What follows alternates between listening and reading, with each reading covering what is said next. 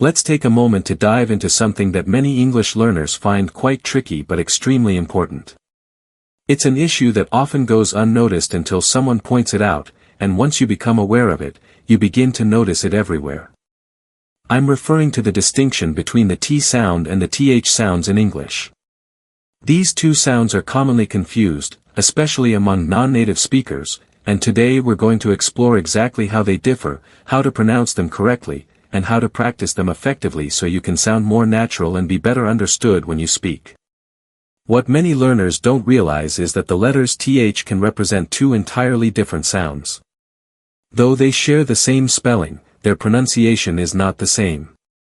One is a voiceless sound, and the other is voiced, meaning one is made without using your vocal cords and the other requires vocal vibration. For example, the word think begins with a voiceless TH, while the word that starts with a voiced TH.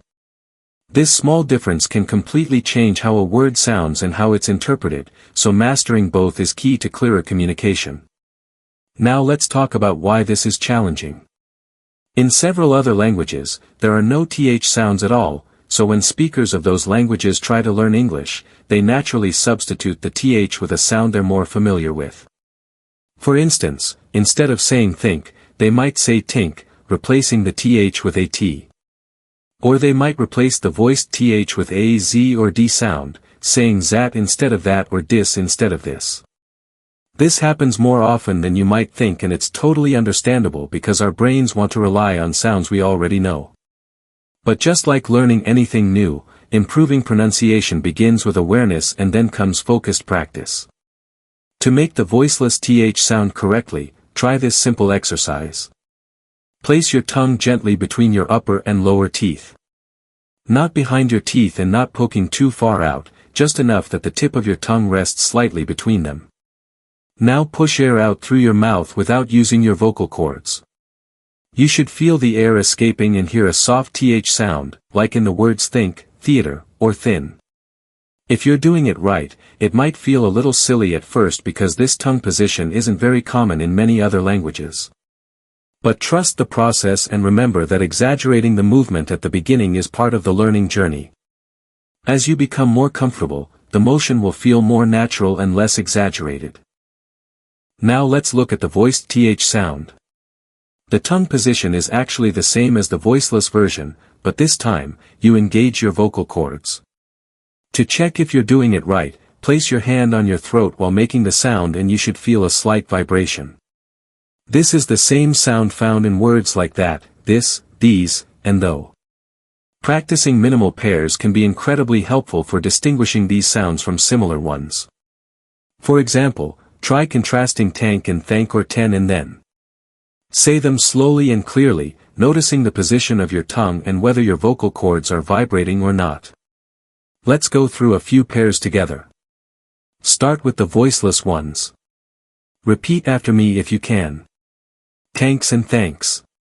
Torn and thorn. Tick and thick. Boat and both.